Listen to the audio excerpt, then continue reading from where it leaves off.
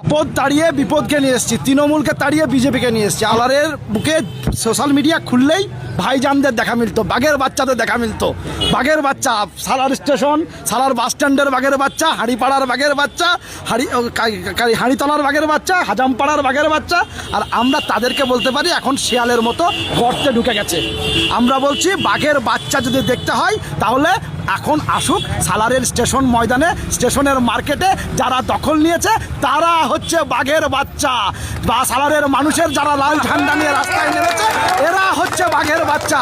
বাঘের বাচ্চা দেখার ইচ্ছা হলে শিয়ালের মতো লুকিয়ে গর্তে বসে থাকলে হবে না। আজ থেকে 1 বছর আগে আমার ডিআইএফআই এর সেক্রেটারি কমরেডকে মেরেছিল এখানকার পঞ্চায়েত সমিতির সভাপতির বর নাজির, এখানকার পঞ্চায়েত সমিতির সভাপতির কর্মদক্ষ বাপ্পা।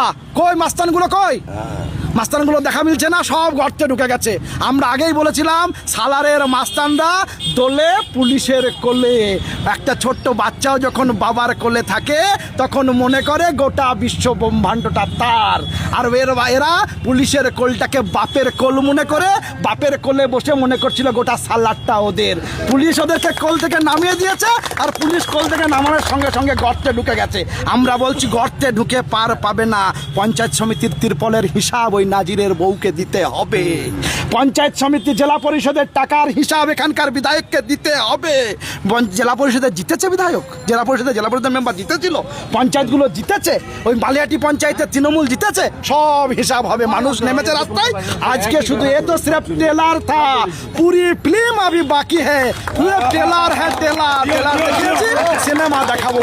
মুর্শিদাবাদে প্রথম যেহেতু বামফ্রন্টের এবার 2026-এ প্রথম বিধায়ক হলো বামফ্রন্টের, আবার কি সে মুর্শিদাবাদ থেকে খাতা খোলা শুরু হলো, এরপরে চলবে? উত্তর তো বললাম, প্রথম বামফ্রন্ট নয়, বামফ্রন্ট ছিল, বামফ্রন্ট আছে, বামফ্রন্ট থাকবে।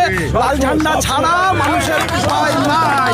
সেদিন যেভাবে জেলা পরিষদগুলো হারিয়েছিল তা সেইভাবেই তৃণমূল কংগ্রেস হচ্ছে দেখে আমাদেরকে হারিয়েছে, আর ঠিক সেইভাবেই বিজেপিও তৃণমূলকে হারালো। সব একই পায়খানার এপিট আর ওপিট। তৃণমূল কংগ্রেসকেও বিজেপি কিন্তু ওইভাবেই হারালো, আবার তৃণমূল কংগ্রেস সিপিএমকে ওইভাবেই হারিয়েছিল। পঞ্চায়েতের কলেজের ভিতরে কি হয়েছিল জানেন না আপনারা? আপনাদের তো এতদিন মেরুদণ্ডটা হচ্ছে দেখে বাঁধা ছিল, আপনাদের মেরুদণ্ডটা তো বাঁধা ছিল। আমরা বলছি আর ভয় করার দরকার নেই, মেরুদণ্ড সোজা করে মানুষের কথা বলেন। আপদ ঝরে গেছে, বিপদ চলে এসছে, দেওয়ালে পিঠ থেকে গেছে, দেওয়ালে পিঠ থেকে চাড়া মেরে মানুষ বেরিয়ে এসছে, দেওয়ালে পিঠ থেকে মানুষ বেরিয়ে চাড়া মেরে বেরিয়ে এসছে। বিপদের জয়ের ফলে নয়, বিপদের ভয়ে সংকটে বেরিয়ে আসতে বাধ্য হয়েছে মানুষ। আরো বেরোবে, বললাম তো এ তো সির্ফ ট্রেলার হ্যায়, ফিল্ম আবি বাকি হ্যায়। বললাম তো। এর আগে যখন সরকারের পরিবর্তন ঘটলো এলাকায়, তখন আমরা দেখলাম বিজেপিকে এখানে ভারতবর্ষের পতাকা নিয়ে, ভারতবর্ষের জাতীয় পতাকা নিয়ে মিছিল করতে, কিন্তু সিপিএমকে দেখলাম সিপিএমের ঝান্ডা নিয়ে মিছিল করতে। কোথায় সিপিএমটা বিজেপির পতাকার সঙ্গে, বিজেপির পতাকার সঙ্গে জয় শ্রীরামের মিছিলের স্লোগান ছিল। আমরা বলছি বিজেপি রাজনৈতিক দল। এর আগে তৃণমূল কংগ্রেসকে মুসলমানদেরকে ভাবিয়ে দেওয়া হয়েছিল যে মুসলমান তৃণমূলের দল, যে এখন মুসলমানগুলো বুড়ো আঙুল চুষছে আর বলছে কি বিপদ করেছিলাম 15 বছরে, কি ভুল করেছিলাম। আমি হিন্দু ভাইদের কাছেও বলবো, তৃণমূল কংগ্রেসকে মুসলমানরা নিজের ভেবে যে ভুল করেছিল, হিন্দুরা বিজেপিকে নিজের ভেবে সেই ভুলই করছেন, করবেন না।